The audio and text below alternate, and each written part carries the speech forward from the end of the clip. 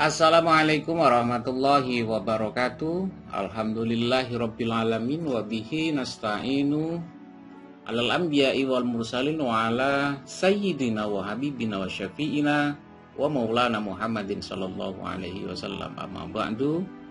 Puji syukur kepada Allah Subhanahu wa taala atas limpahan rahmat kepada kita semuanya. Kemudian salawat serta salam tak lupa kita aturkan ke hariban beliau Rasulullah Muhammad sallallahu alaihi wasallam. Mudah-mudahan kita semuanya diakui menjadi salah satu umat beliau. Dan tak lupa pada kesempatan yang baik ini saya selalu mendoakan semuanya, sedulurku semuanya, mudah-mudahan kita semuanya selalu diberikan kesuksesan oleh Allah Subhanahu wa taala, sukses lahir dan batin, sukses dunia akhirat, mendapatkan ridho, dan yang paling penting adalah rahmatnya selalu mengiring kita semuanya, beriring dengan ridho Allah Subhanahu wa ta'ala.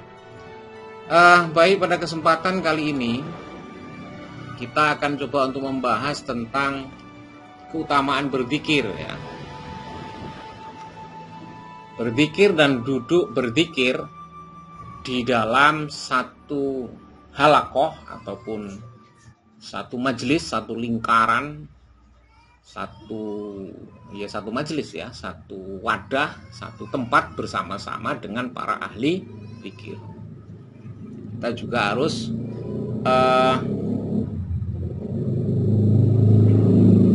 bisa mengetahui tentang bagaimana sih keutamaannya. Kemudian seluruh semuanya yang perlu diperhatikan adalah bahwa disunatkan berzikir ya, berzikir itu bisa dengan Allah, la ilaha illallah ataupun yang lain, intinya adalah mengingat Allah Subhanahu wa taala. Demikian pula duduk di dalam satu halakoh atau satu majelis ahli zikir ya. Jadi kita zikir secara bersama-sama. Dan dari situ banyak dalil yang menganjurkan melakukan hal itu. Dan sebetulnya disinilah kita tidak perlu ragu-ragu bahwa zikir itu tidak harus sendiri dan menyendiri, juga ada keutamaan ketika kita berzikir itu secara bersama-sama. Paling tidak ketika kita males ataupun kita bacaan kita terlupa, ketika kita bareng-bareng kita menjadi punya semangat untuk beribadah. Kemudian ketika ada bacaan yang lupa pun kita bisa mengikutinya. Itu salah satunya. Kemudian saya teruskan bahwa tentang berzikir ini di dalam satu majelis itu sebetulnya juga banyak dalil yang menganjurkan melakukan hal ini. Dan insya Allah pada kesempatan ini akan disebutkan sesuai dengan tempatnya ya. Disandarkan dari hadis Ibnu Umar radhiyallahu anhu, ini cukup dijadikan sebagai sebuah dalil bahwa Ibnu Umar radhiyallahu anhu mengatakan bahwa Rasulullah shallallahu alaihi wasallam pernah bersabda, "Idza amartum biridhatil jannati farta'u." Ya, saya ulang, "Idza amartum biriyadil jannati farta'u." Sekali lagi, idza marartum biriyadil jannati farta'u. Qalu wa mariyadul jannati ya Rasulullah? Qala halakudz dzikr. Fa inna lillahi ta'ala sayyaratim minal malaikah yatlubuna halakudz dzikr. Fa idza ataw alaihim haffu bihim. Artinya bahwa apabila kalian melewati taman-taman surga, maka beristirahatlah kalian padanya. Mereka para sahabat bertanya, "Wahai Rasulullah, apakah yang dimaksud dengan taman-taman surga itu?" Beliau menjawab adalah halakoh-halakoh ataupun majelis-majelis zikir. Karena sesungguhnya Allah Subhanahu wa taala mempunyai iringan para malaikat yang ditugaskan mencari halakoh-halakoh zikir atau majelis-majelis zikir. Apabila mereka mendatangi suatu majelis ataupun halaqah zikir, maka mereka mengerumuninya ya, ataupun bergabung dengan mereka. Kemudian di dalam kitab Sahih Muslim disebutkan sebuah hadis melalui Muawiyah radhiyallahu anhu yang menceritakan, kharaja Rasulullah sallallahu alaihi wasallam ala halqatin min ashabih. Ya, Rasul keluar menuju sebagian sahabatnya yang membentuk satu majelis ataupun halaqah zikir. Faqala, beliau bersabda, ma ajlasakum, apakah yang menyebabkan kalian duduk-duduk membentuk satu lingkaran, membentuk satu halaqah, membentuk satu majelis ini? Kemudian qalu, mereka menjawab, jalasna nadhkurullaha wa nahmaduhu ala ma hadana lil islami wa manna bihi alaina.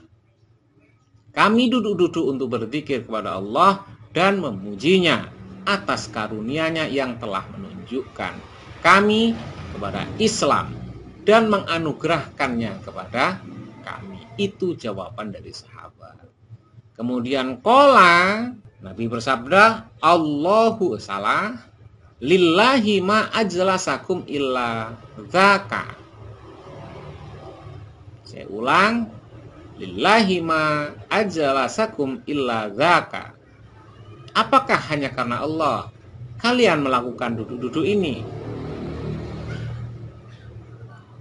Ama inni lam astahlifkum tuhmatallakum walakinnahu atani Jibrilu fa akhbaroni annallaha ta'ala yubahi bikumul malaika. Ingatlah, sesungguhnya aku tidak bermaksud untuk melancarkan suatu tuduhan terhadap kalian, melainkan telah datang kepadaku malaikat Jibril, ya. Walakinnahu atani Jibril. Lah, terus apa yang dilakukan Jibril? Kata Rasul, fa akhbaroni. Ya, maka Jibril mengabarkan kepadaku,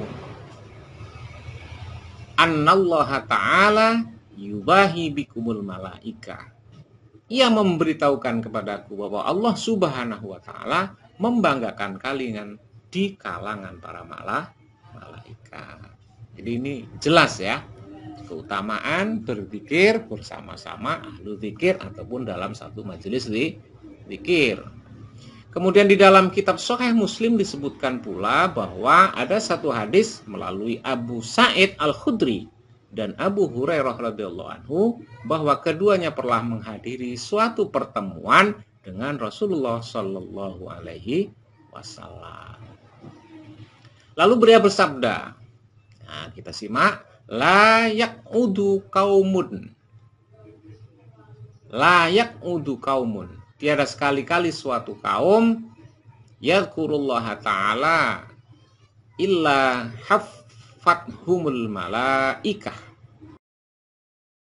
Tidak ada sekali-kali suatu kaum duduk-duduk untuk berzikir kepada Allah Subhanahu wa ta'ala illa haffathumul malaikah, melainkan para malaikat mengerumuni mereka. Wa ghasyiyatuhumur rahmah, dan rahmat meliputi mereka. Wa nazalat alaihimus sakinah, serta mereka meliputi satu ketenangan, mendapatkan ketenangan yang diturunkan kepada malaikat.